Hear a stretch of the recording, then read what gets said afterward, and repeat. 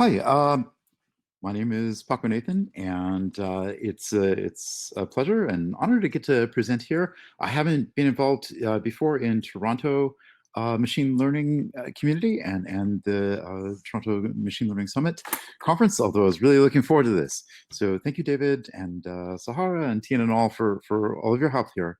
Um, the talk is about an NLP survey, uh, which we did recently, but it surfaced a lot of interesting issues, insights, discussions, contrasts that we're seeing about the broader scope of AI adoption in the industry. So I wanted to share some of these results here. By the way, if you want copies, I'm still uploading my slides. They will be available at this URL, and that should be set up within, probably by the time I've completed the talk, these slides will be available online, if not within the next couple of hours. So as background for this, I work very closely, my colleague Ben Lorick and I work together on a number of things, but one of the things we're doing is to conduct industry surveys and then summarize the results as published reports. And we do this periodically. We've been doing this for a few years now, trying to cover areas where we think that there might be some controversy or maybe some insights that could be gained. The methodology that we use is somewhat different than other surveys we've found so far. What we're trying to do is create a contrast study between organizations that are using machine learning or NLP or cloud or however, whatever technology area. We want to identify the practitioners that are really making effective use and they're finding return on investment and probe them to find out more about their practices. And at the same time, compare that against companies that are just even getting started, so that we can do a contrast study between sort of the practitioners and the people who want to get into this. What's the difference? It's another way of saying really the people who have already led the adoption in these fields, what have they learned and what have they really gained out of it? Hopefully so that other people coming into the field can benefit from those learnings. And so I've got links here for all of these reports. They're free downloads. Generally, we try to do about a 40-page report for each. And the most recent one was regarding natural language.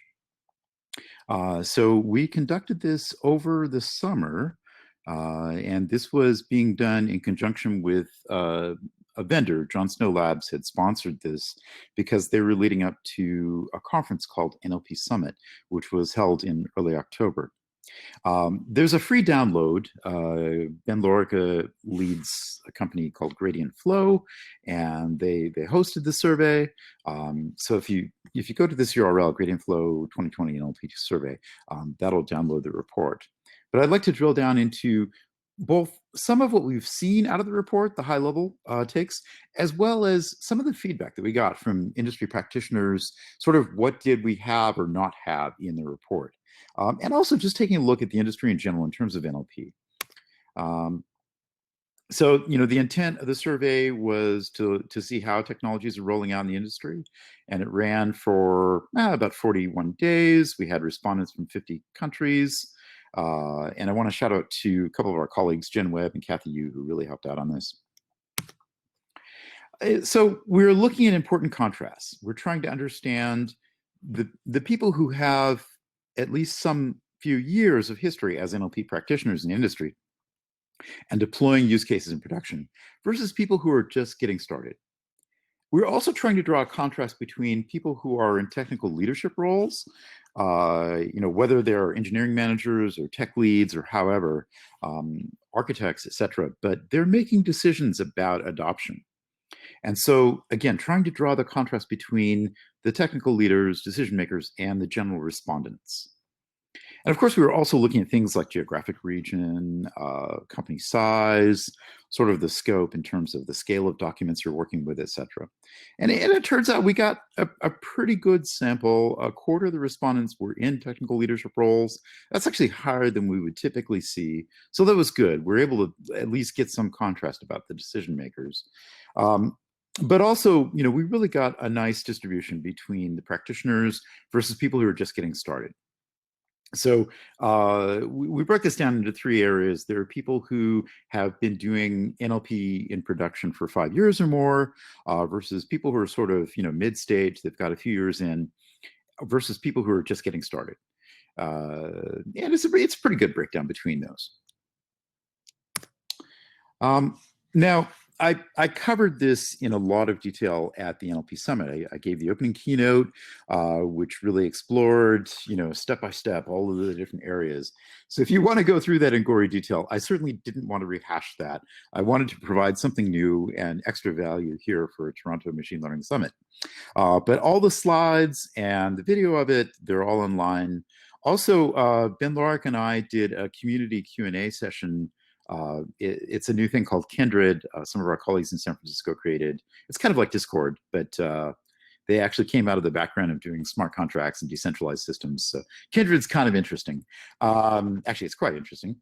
But we did a really interesting Q&A there with a lot of people asking questions, trying to field, really, in addition to what questions we pose to the industry, what are the typical kinds of questions? And as well, I've been working in NLP for a long time. Just as far as my background goes, I made the mistake, allegedly, of studying artificial intelligence in graduate school at Stanford in the early to mid 80s. And at the time I was told that there's really no hope. I mean, don't even bother. And then I went further down the rabbit hole. I spent 7 years doing research and development work in what was at the time a relatively obscure field called neural networks, including some hardware accelerator projects, one of which was based in Vancouver. So I used to live in BC. I have a lot of family from Nova Scotia. I was born in the US, but I try to be an honorary Canadian. Anyway, long story short, I've been doing NLP work for a long time.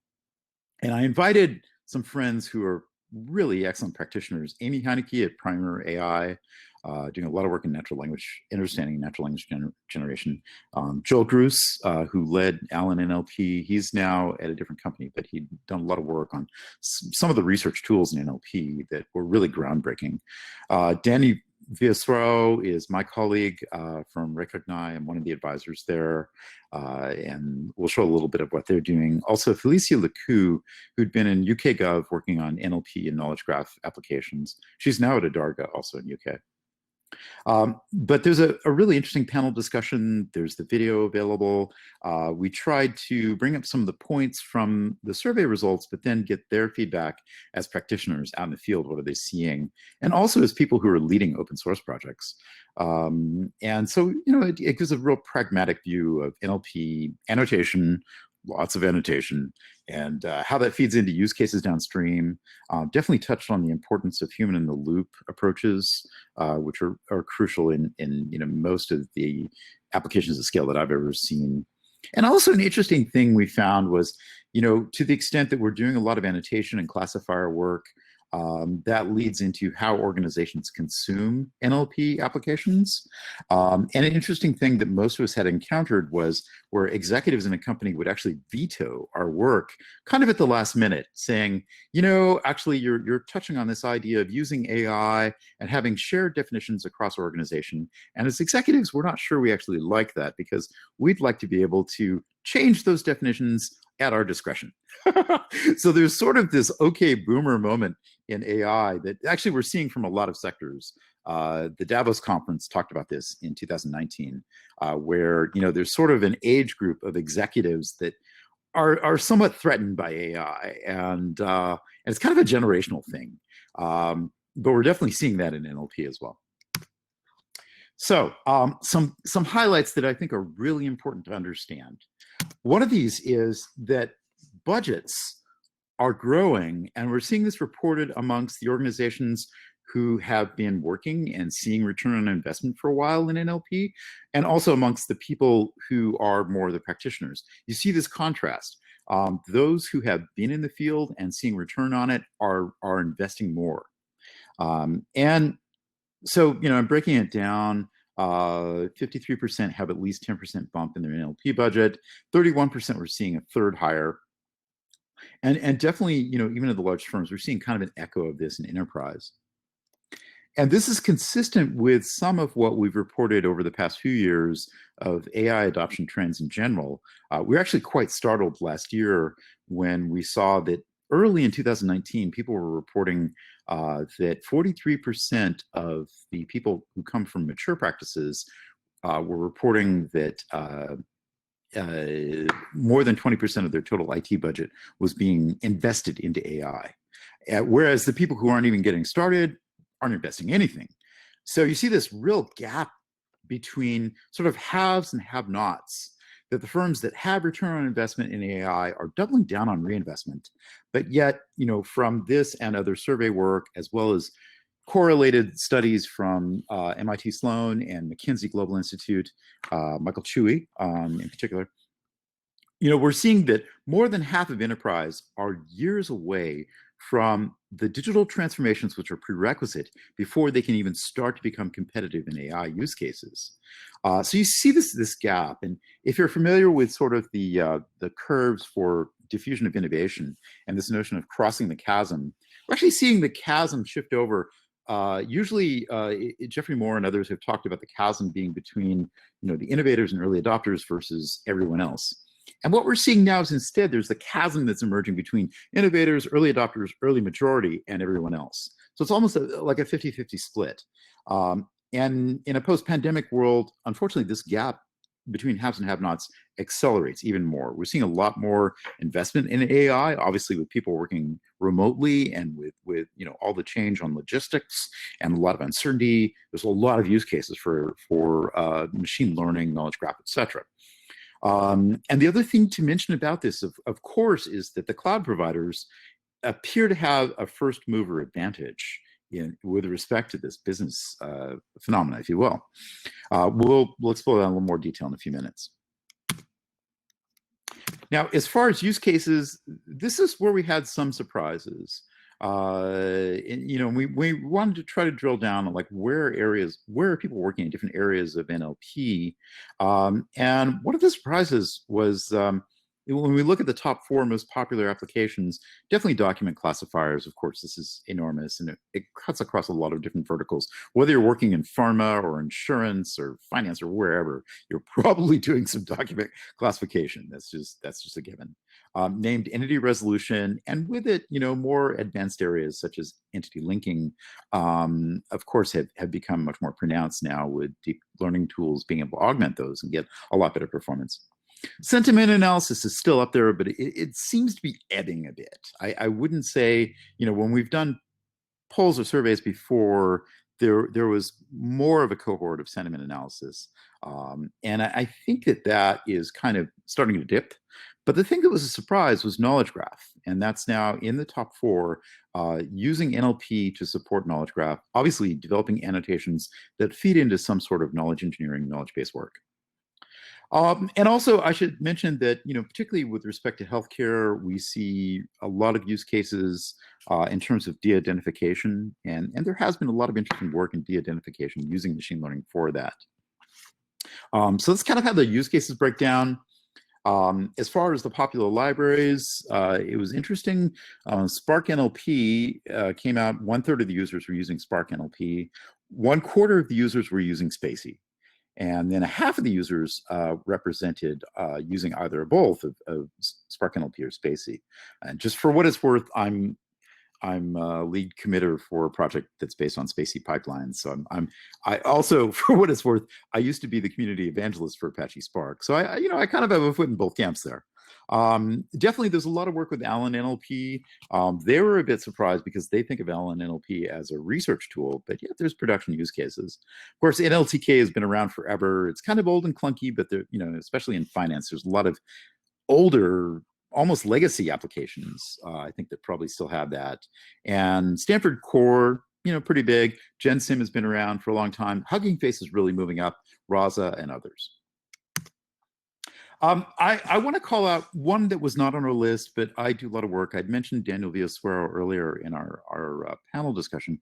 And full disclosure, I am an advisor for this company, but there's a really interesting open source project called Biome. And it's an integration of Allen NLP, PyTorch, Hugging Face, ML flow, weights and biases, and Ray Tune for the AutoML aspects of it. So, and also there's some newer things like checklists that are going in. We'll talk about that in a bit. But if you're looking for a really industrial strength workflow open source tool for NLP, Biome is handling a lot of integrations of these other really popular libraries. And they've had some large, in Europe, some very large use cases. I'm not allowed to say which, but there's a very large aircraft manufacturer in Europe, which they've done some work with this. And also, I'll just put in a plug. I'm lead committer for PyTextRank, and we've had a lot of adoption. We cut over a few years ago, actually a couple of years ago, to using Python. We'd been Java-based and Scala-based before, but we cut over using Python, got a lot of uptick, and then over the past couple of years, actually, I think it was about a year ago, I was sitting on a beach in Galicia, in A Coruña in Spain, and I got the idea from a grad student in one of my lectures, that I could rewrite this whole thing and make it a spacey pipeline. So, that happened in about 3 hours, sitting on the beach. So this is now part of the pipelines in spacey universe, and we're working on, we are using spacey 2x now, and we're working on a new PR for spacey 3x. Okay, so let me dig into some issues, which I think are hopefully will prompt some discussion. Definitely had a lot of discussion about this. I was giving a keynote in Madrid on Monday at Big Things and talked about some of these aspects. I think it could be interesting for a lot of discussion. One of the things is, of course, we've seen this renaissance of natural language work over the past, well, let's just say 5 years. There's been an incredible amount of change. Spacey coming into the field with an opinionated AI that was based on Python really changed things, and it really opened up just having a lot more people with data science backgrounds of taking advantage of NLP, and also just more adoption of cloud led to a lot more of compute resources, because some NLP kinds of tasks can be very compute intensive. Short story, I was one of the guinea pigs when Amazon AWS first launched. I was one of the first few people to sign up and use it. And our team ran into some workflow bottlenecks doing NLP workflows on AWS in 2006. And so one of our engineers suggested a new open source project that had just been released. And we started adopting it for running our workflows. That was called Hadoop. And then there was a Jira ticket where Hadoop wasn't running efficiently. The I/O had some bottlenecks running on EC2. So, I wrote a check for $3,000 to have Tom White, this young consultant, fix the Jira ticket and commit a change so that Hadoop would run efficiently in the cloud. So this idea of like NLP consuming a lot of resources and needing to have cloud, it's been around for a while. Our application became the largest Hadoop instance in the cloud in 2008, and we were a case study for what became Elastic MapReduce. So I've seen this growing, and now, of course, we're at this point where all of the cloud vendors have very sophisticated services addressing NLP needs. You've got Azure Text Analytics, you've got the Google Cloud Natural Language API, you've got AWS Comprehend, and others. So some really interesting things there. And when we look amongst the practitioners and the more experienced people in this field, we're seeing about 2/3 are using cloud services. So there's definitely a healthy amount of adoption. And we try to break it down there amongst the different sectors. Definitely more of the technology companies tend to use this, whereas healthcare, not quite as much. There are definitely some issues there. And speaking of those issues, we wanted to find out, what are the problems? What's being reported is, frankly, it's expensive. Using the cloud services as opposed to using some open source on, your own use cases, turns out to be very expensive. And the pricing models for the NLP cloud services seem to be somewhat upside down with respect to how people actually use them. There's also a matter of functionality and accuracy that we'll drill down into. And certainly, if you're talking about healthcare or finance, some of these areas, there's just really not a feeling enough comfort yet in terms of privacy for moving everything into the cloud. So we want to drill into that, and one of the big problems is accuracy. And we'll talk about this. Accuracy is a very loaded term. It's a very large word. It means a lot of things. But people are reporting that they have problems with accuracy. So AWS Comprehend, for instance, we're seeing where just so many people say it's not accurate enough. And there are reasons for that. And also Azure Text Analytics, similarly cost. We're seeing this kind of across the board, accuracy and cost. So, the problem is that these services get more expensive as your collection of documents grow. And, typical ways you'll go in and use the services and you'll try them out and show proof of concept, and then you start to scale up. But as you're scaling up, you find that your bill goes up disproportionately. So, that's one thing that really hits people. There could probably be more creative ways to do some pricing on that. And the other thing that I've run into personally, and I've actually been in a case where I was partnering with, talking with people who are product leads at Google, at Amazon, even at Microsoft, and at the conferences backstage, talking with them as they're going out to do their keynote. And we ran into these problems that they don't really have a lot of means for customizing models. And part of the problem is that when you're working in natural language applications, so much of what you do is domain specific. And so much of what you have to do is to tune your models and customizing them, changing the lexicons. So, when these cloud services sort of try to do a one-size-fits-all offering, and they don't allow means of customizing, particularly when it comes to changing the lexicon, the vocabulary, where the services just aren't very good at recognizing terms of art, it's sort of just throwing out the entire value prop. I had a especially painful thing where I was doing technology conferences and we wanted to create transcripts, and we were working directly with the product team at Google. And every time somebody would say Docker or Kubernetes, the thing would translate as doctor or Cooper Nettles. Just ridiculous. And we're like, can we change this in any way? And the short answer was no, it's not our priority. So, this brings us to an interesting thing to try to understand what are the business drivers for NLP adoption currently. And I think this is important as a data scientist. What can you see as a really clear value proposition for the business people in your organization? And so what we're seeing is that the breadth of NLP applications tends to grow as accuracy increases, particularly for use cases that must be able to do natural language understanding or natural language generation. And also an important thing is that in NLP, we're not talking about automating as in replacing existing business processes or replacing people. We're talking about, by and large, augmenting.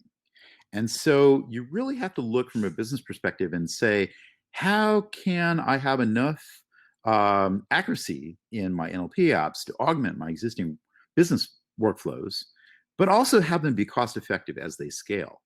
So unless you have those two things, you don't gain more breadth. And this is really critical. And we find that the open source people get this, whereas some of the cloud AI services, I think, could stand to learn from this. Now, there's a caveat that when we talk about optimizing machine learning models, this comes from one of my AutoML talks, but when you talk about optimizing an ML model, gosh, what does that mean? Because I can tell you from an ML practitioner perspective, I can think of dozens of ways, dozens of different parameters for optimizing. I sort of put enough that would fit on the screen here. But in terms of accuracy from like a theoretical perspective of NLP, or machine learning in general, I can talk about precision, recall, specificity, perplexity. And then when you get into NLP, you can also talk about more of this domain-specific aspects of that. So accuracy actually means a lot of things. And it really does come down to, does it fit our use case? Okay, so extensibility is really where this could be solved. We hope to see more of this in the future. And I've covered most of this, so I'm going to move ahead. Scalability is also an issue because, in NLP, you're typically working with a document as a unit of work, as opposed to something like log files that you can slice and dice and parallelize in a lot of ways. Deep learning has also increased the complexity with this a bit. So scalability is kind of a hard thing. Now, we are seeing some tools that add a lot of engineering rigor into NLP apps. I think that Marco Ribeiro and company who just did Checklist, did the Beyond Accuracy paper. If you haven't seen that, it's a really fantastic thing. Being able to do behavioral testing, sort of black box testing in QA with NLP. And I think it's a really great step forward in terms of engineering rigor. Also, the Raza folks, Alan Nickel and company, they've done CDD, which is conversation-driven development.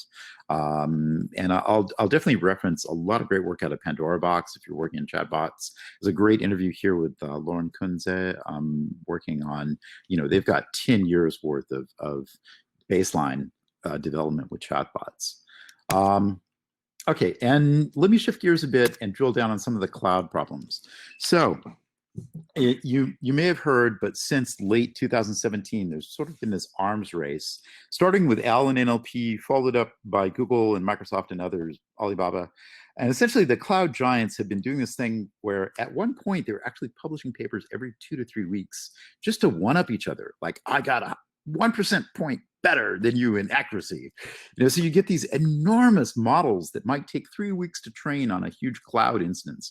And they're just scrambling over each other with this kind of arms race to have ever larger models.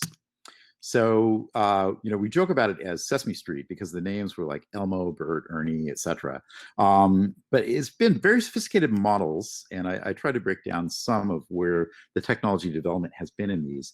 The idea is really to look at embeddings and using deep learning with language embedding.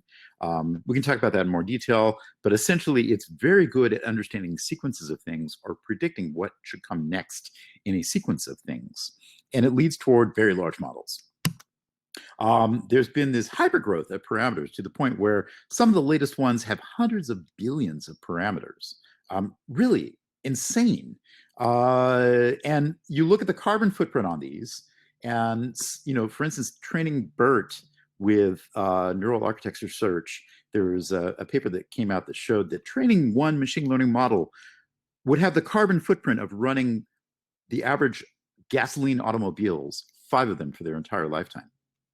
And there's a great, somebody who can speak to this much better than I can is Neil Thompson at MIT, talking about the computational limits of deep learning. Essentially, we are seeing some decreased marginal returns if we just go down this road of having larger and larger models based on larger and larger data. And there's climate implications. Really fantastic work. There's a great one-pager where he does a synopsis of his research. Highly recommend. So the cloud providers kind of have this dilemma, and they're going down this route of bigger and bigger and bigger, and then providing SaaS services, and it doesn't really quite fit. Now, I drew a contrast recently. There's an excellent podcast from Malcolm Gladwell, from I believe from Toronto area, if I recall correctly. He did a review of the Anderson and Sally book, The Numbers Game, and it's this contrast that American football is based off of hiring superstar players. They can score points from halfway across the court. European football, in contrast, you require full team coordination just to reach every goal. And so there's this real different sense of how do you invest in building teams, whether you're playing American basketball versus European football. And the cloud giants are playing a game. You look across the board, they've locked up the AI talent aggressively. They own enormous data sets. I've seen Jeff Dean talk about the first point. I've seen Andrew Ng talk about the second point. It was very deliberate. They own the public clouds. And so it's prohibitively expensive for somebody else to recreate their research. But yet at the same time, we're seeing these like really high customer dissatisfaction rates on their NLP services. And the fact is, one size fits all just really doesn't work as a strategy. And these enormous machine learning models, they have diminishing returns. So the idea of investing in sort of superstar AI services, it's a ruse. And it creates this real tension between what we're seeing in the SaaS business offerings versus how open source approaches in NLP are addressing the long tail of NLP use cases. So moving forward, I know I'm almost out of time. I'll reference a talk from Uli Sadler from U Manchester. We were in a track together last week. Really excellent work on this idea of leveraging both data-driven machine learning models with domain expertise represented in terms of more ontological approaches, knowledge graph. And Graph AI is leveraging this. There's a really great talk from Mayank Kejriwal at USC about using knowledge as an abstraction layer and leveraging knowledge graphs, even on top of traditional data analytics, if you will. I'm involved in a few different conferences about knowledge graph. I definitely invite you toward this. A lot of great work in this area.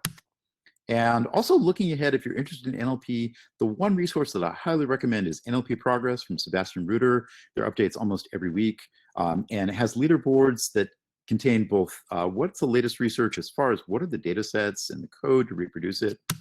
Also, another area that's really interesting is the applications of responsible AI with respect to NLP, and we've got a forum about that coming up on December 15th. If you want to get a hold of me, here's a link. I'll make my slides available, and I'm out of time, so let me cut back over into Q&A. Thank you. Okay, great. A lot of questions. Let me scroll up. Oh, okay. So first off, thank you very much for the questions here. And now I apologize. I wasn't able to see the chat Q&A before while I was speaking. I was in full screen. Tzvizia, you had a point. Yeah, you couldn't read the fonts in the graphs.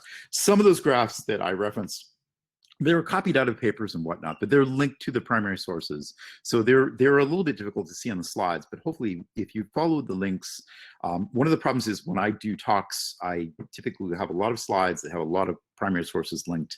I have people coming back to me 3 weeks after a talk saying, hey, I finally got through all the slides. So hopefully I have been diligent and linked out to everything there. And you'll be able to see these things in situ at full scale.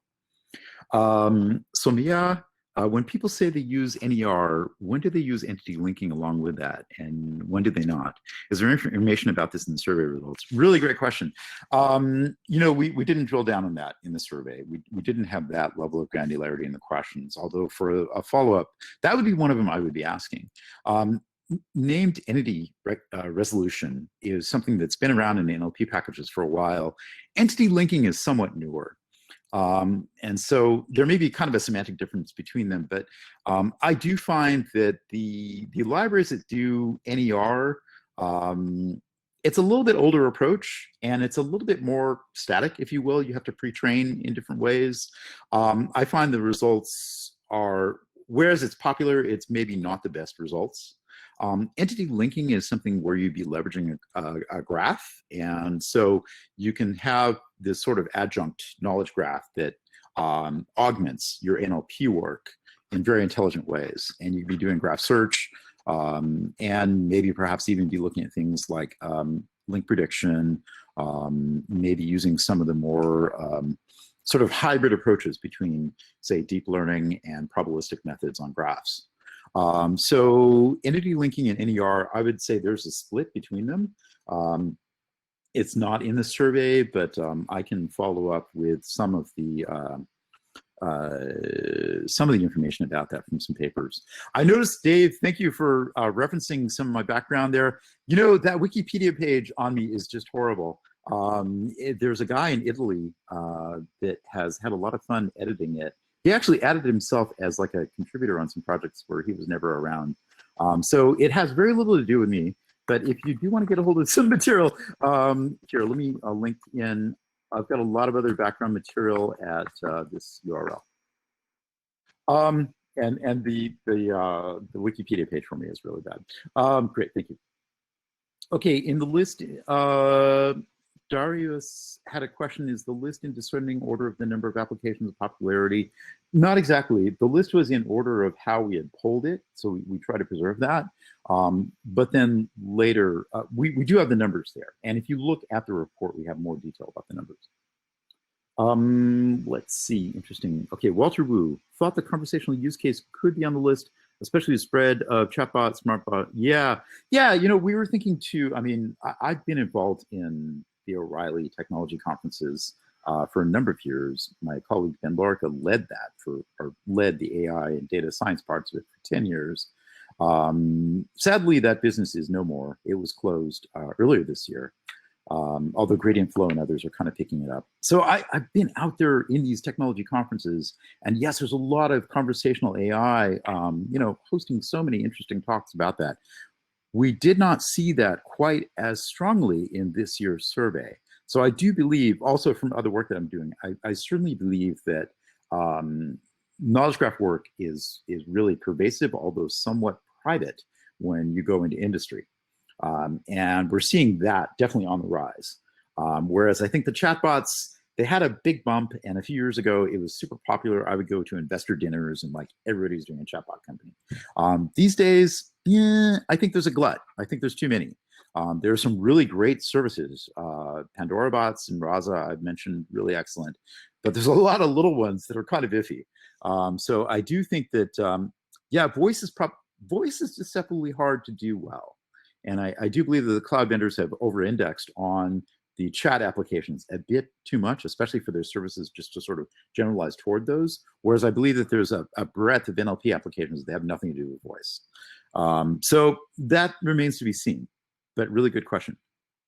So Mia, follow up what you asked. Okay, how many of the respondents use multiple NLP tasks in their projects? Yeah, that's a really great thing. So this question speaks to the notion of pipelines, that typically when we build apps, they're in multiple stages. And if you read the slides, I kind of had to gloss over certain parts for the sake of time. But one of the problems with understanding things like accuracy in NLP is the fact that even the NLP libraries, if you're just using something off the shelf, they're typically arranged in stages. And there are models at every stage almost. And those are trained in different ways. So when you look at like the accuracy of the end results, you have to understand that there can be some errors or bias or whatever that are being introduced at every stage of the workflow. And it's really interesting to try to understand the use cases of like, where are they using multiple kinds of tasks, or where are they customizing these? So for instance, Mia asked about text classification, NER, machine translation, etc. Yeah, you really have to mix and match per use case. This is not something that we did specifically in this survey, although I think for a follow-up that would be brilliant. Cyril, okay, interesting results. Curious about the survey part. What mechanism to use to ensure the sample is representative? It would be nice. I mean, great question, Cyril. It's difficult. I've been involved in a number of surveys. Just getting a good sample is hard. And then, how do you ensure that the sample of results is representative? It's difficult because you kind of have to scattershot out there. Just, in this one here, we had respondents, like I say, from 50 different countries. I've been involved in surveys where, frankly, the first time that Ben and I did this, it was supposed to go out to 300 people as a follow-up to an event. And somebody in marketing made a mistake and sent out to a list where there were 80,000 people on it. So we ended up getting tens of thousands of responses. And we're like, hey, big data science. Yeah, we've heard about that. Let's do some analysis. So, trying to do controls on this is much more difficult. Trying to do panels or anything like that, very set survey methodologies, is difficult. So, do take it with a grain of salt. This is probabilistic stochastic in nature because we are basically throwing it out there. And it's all self-reported, right? We're not doing follow-ups to make sure that somebody indeed is a vice president of engineering. But we do get, again, probabilistically fairly good results. Also, great question from Somia about how many respondents work on non-English NLP. Yeah, this is great. And I've been involved in definitely different areas of different languages. A lot of how I came into this was working in special languages at Stanford, where I was studying Arabic and Farsi and Spanish and French, and eventually Russian and Japanese and a few others. Welsh is the latest. A lot of what's reported is about English results in NLP, but there's a lot of great resources in non-English. And frankly, when I teach courses in NLP, this is the most common question. When Ben and I did the community Q&A about this survey, that was one of the top questions, was just where can I get a hold of great resources for non-English NLP? And there are a lot. I mean, if you were looking at sort of the trained models, Spacey is really great in terms of having a lot of support and also being extensible. Spark NLP, Stanford Core, and others are very good about multi-language support.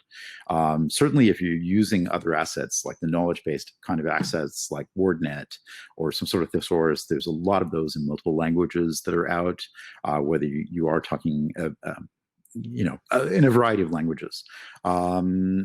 And it's difficult. I mean, some languages, like for instance, I've studied, Alokotarabia, where you have the connections between letters. It's much more difficult to say segment from handwritten text. Some languages are easier to handle with computational linguistics than others, but there's a lot of good resources, and we can talk about that offline. Let me scroll along. Um, Do you see emerging tools, techniques for integrating the search part of AI with deep learning models? From Jeff Hendrickson. Fantastic question. And I know some people are having a lead. Now, I'll stay in here as long as people want to talk, really. Great question, Jeff. Yes, actually, this area of integrating search, or rather, going towards search and discovery and integrating NLP along with what can we do with deep learning, along with what can we do with graphs. Yeah, this is really taking off. And when I mentioned knowledge graph, a lot of the applications are for discovery, content discovery. So, case in point, if you are working at a large manufacturing company and they have a patent portfolio, which they do, and then they have, these different operations, production operations. What is the graph going between the patents and the research and what's going on in production, and then how does that extend out into the suppliers, the supply chain, if you will, going out into customer use cases.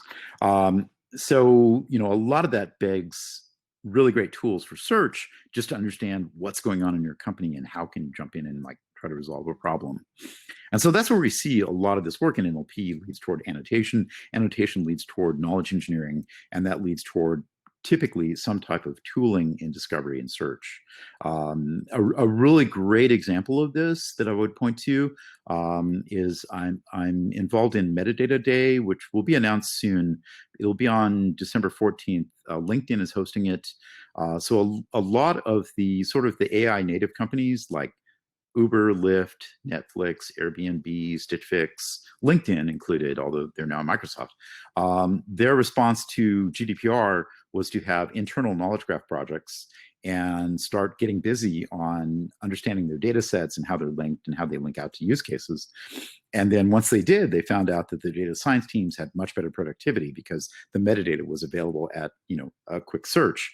And so you see people like Mark Grover, from Toronto, who led that project at Lyft, and now it's spun out into a new company. It's the Admonson open source project, and you see others. So we're actually having a conference, a one-day sort of mini conference amongst the different open source projects from those AI teams that were doing exactly that, using these kind of tools for search and discovery. Initially for sake of compliance, but then later on they found there's business upside, and we'll be doing that on December 14th. And I've got a link to it in my slides. Okay, sorry, I know I'm long-winded on some of these. Let's see here. Any thought on the AI platform, Kubeflow, MLflow?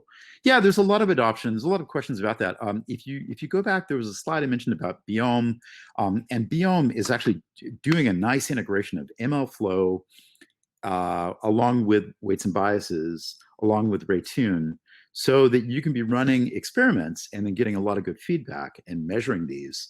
And yeah, you do see a lot of adoption. The thing about these is that none of these really handle the entire thing. It's not one size fits all. So you kind of need to mix and match. And so that's where tools that do really effective integration are good. Kubeflow, I'm probably not going to say too much about Kubeflow. I definitely have friends who work on that and who have worked on it in the past. And they're definitely trying this, although it's kind of large and it's a bit difficult to learn. But definitely these kinds of tooling, I think, are very important if you want to get into the production aspects of NLP. Great. Yes, please follow up online. So Mia, thank you very much. Yeah, please link up with me on LinkedIn, catch me on Twitter. I do office hours every month with the Knowledge Graph conference community. And in fact, tomorrow morning, I'm doing office hours. So if you check on my site, those are published, and we try to put those on LinkedIn and Twitter. Jeff Henriksen, elaborating on the examples you're thinking of, what do you see as emerging tools and techniques for integrating the search parts of AI with deep learning models? Semantic web, MCTS, logic programming, probabilistic programming, etc. Yeah, no, Jeff, that is fantastic. I mean, I would love to actually do another talk follow up about that because we've recently launched a new project called KG Lab. There, in the Python community, in terms of data science, there's a lot of great tooling and a lot of stuff we use, whether you're talking about pandas or scikit-learn or Spark and all this stuff, right? And with respect to graphs and semantic technologies, there's some real popular ones like RDFlib, and you can get into some other areas. There's Scosify, there's PyViz, there's NetworkX. There's a lot of things, but they're all kind of balkanized, right? They don't really fit together. uh, when you look at things like NumPy and Pandas, there's really good integration. You can use them for a lot of things. But when you get out into the areas of some of this area of AI, of leveraging some of the semantic technologies, and then trying to integrate them with deep learning, the stuff just doesn't fit together. And so we started a project to be able to have more of an abstraction layer to make all these parts fit together. So initially integrating RDFlib, NetworkX, PyViz, and a few others. And now we're building it out to include Ray for doing more scale out, and doing like a Parquet file format as a new kind of graph serialization. So yeah, I'm definitely involved very much. Also PyTorch integration to be able to do the deep learning parts of like the embedding. And your point there, yes, we're definitely leveraging a lot of the semantic web technologies, reusing the controlled vocabularies and a lot of the metadata for type checking, if you will, with the IRIs. And you mentioned about probabilistic programming and logic programming. Certainly, an interesting thing is that whenever you talk about deep learning, um, a lot of it is just sort of creative overfitting, right? Because deep learning, you have these enormous spaces of a lot of potential parameters. I've done neural networks, like I say, for almost 40 years. And the conceit there is that if we're very careful about overfitting and do it creatively, we can come up with miraculous models. And we just chew up a lot of carbon, right? Um, the thing is, though, that once you've got a deep learning model trained and you start to understand it well, realistically, it's probably a hidden Markov model. And if you want to go for a closed form analytic solution, most of these graph-based models are one way or another, they're Markov. They they reduce down to Markov logic and statistical relational learning one way or another. So you see things like probabilistic soft logic, Markov logic networks, tractable Markov logic. Yeah, and there's some really great people, Lisa Couture at Santa Cruz and Pedro Domingos at Washington. See a lot of really interesting people working on interesting projects. And I believe that is a lot of the future. Right now, that's still kind of at early stages and it's very computationally intensive. But when you can start to describe graphs in terms of sort of the structure semantically of what you expect, and then you start to populate them, or as we say, ground them with atoms of actual data instances, leveraging from the data. And then you can use that to sort of focus a lens on different parts of the graph and use that as your training examples in deep learning. You can start to leverage both of them. And then you can start to go a step further with some of the probabilistic graph aspects of being able to do link prediction, of sort of saying, let's abstract out what are the inference rules. If I were to take this deep learning model and now come back and say, can I distill it down into a set of rules to apply? That is extremely compelling because that gets through a lot of problems with fairness and bias, or at least leads to better solutions. That gets around a lot of problems with compliance and audits. And just in general, in computer science, we like to be able to work empirically with a lot of data, but then move toward more analytic solutions. So yeah, I think that's the billion-dollar question that you've asked there, Jeff, is you were probably asking more about the search aspects of it, but the long answer is, if you go back into, I was in grad school in AI in the 80s when hard AI was not about machine learning. It was mostly about most of the hard problems that we foresee come down to search. And so you have A star and B star and all these search algorithms. And there's really no coincidence that Google emerged, actually both Yahoo and Google emerged out of Stanford, but specifically that AI program that was so focused on search in the early 80s, in the late 80s and the 90s, then produced things like Google. because if you can do search correctly, then you can do a lot of other interesting AI parts. So yeah, alpha and beta, good, glad you mentioned that.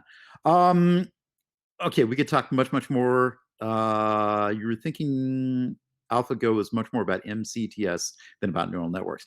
Okay, good question. So the other hat that I wear is I have been doing a lot of work in reinforcement learning lately, and I've been leading tutorials for AnyScale, for RLlib and Ray, and doing a lot of work with Ray. And one of the things that I feel is really important is, yeah, you mentioned about AlphaGo. I believe that there are a lot of opportunities ahead for leveraging reinforcement learning in the general case, but in more constrained cases, perhaps contextual bandits or just AutoML, that area of using deep learning. And using some of this tooling for convex optimization. There's a lot of reasons for using that with respect to search and graphs and optimizing what we see in terms of graphs. And that's part of why I was doing the KG Lab thing. Was we want to try to tilt it toward using Ray as opposed to using a graph database. And then we want to infuse more things like Tune and RLlib and start doing some really serious reinforcement learning along the lines of AlphaGo, toward how can we do something interesting in search. So I'd love to talk with you more about that. Other questions? And yeah, actually, Jeff, yeah, if you join us at Metadata Day, we will have Joel Hellestein will be one of the people there, Natasha Noy. I mean, if you want to talk with people who know about this area, they will be there. Yeah, Walter had a good question. Something about Kubeflow. I'm going to use sentiment AI to detect your expression, right? Okay. Well, I'm being somewhat veiled, not entirely candid, but I have mixed feelings about Kubeflow. I do think there's a really great set of tooling coming up in terms of workflows, and workflows are the game here. I really love what Spacey has done with pipelines and having really extensible pipelines. I've been involved a lot in the Jupyter community, and there's a lot of really interesting work there. Netflix is probably a great example of that in particular. But just in general, the area of workflows, a lot of great work in open source coming out of IBM and Elira, some of these others that are very savvy about what are we doing with workflows, because at the end of the day, reproducible workflows are how we earn a living in this field. And we really need to be paying much more attention to issues of bias, issues of ethics, and those get introduced typically in early stages of workflows. And also just the feedback loops that you can do within workflows are really interesting. And it's where things like, if you go to Waterloo, there's a really great work on HoloClean using weak supervision for data preparation. And how can we incorporate both AI feedback and different methods like weak supervision, and combining that with more of the human in the loop aspects of getting these feedback loops with people and machines involved to make the workflows better and more repeatable and more accurate. So that's definitely, I don't think that Kubeflow is the end all be all. I'm glad they did what they did, but I do see a lot of work ahead in the workflows area. And that's why I was mentioning things like Biome. I'm probably way past time. Thank you, David. Thank you so much. And I will, it sounds like somebody else Paco, left. Hi. sorry, I didn't want to leave you there. I just, without saying bye, thank you so much. I think you covered so much more. I think you could probably have a Twitch stream and keep this going 24 hours. Oh, that'd be fun. No, but really, that was fantastic. One of the big takeaways is that we only scratched the surface, and you have so much to offer. So now that we've gotten you to share with our audience, I hope we get you back again. I'd love to. Thank you so much. I'll let you get on your way, and thank you everybody for your fantastic questions. Take care, Paco. All the best. Thanks, David. Hope this goes very well. I look forward to the rest of the conference. Thank you.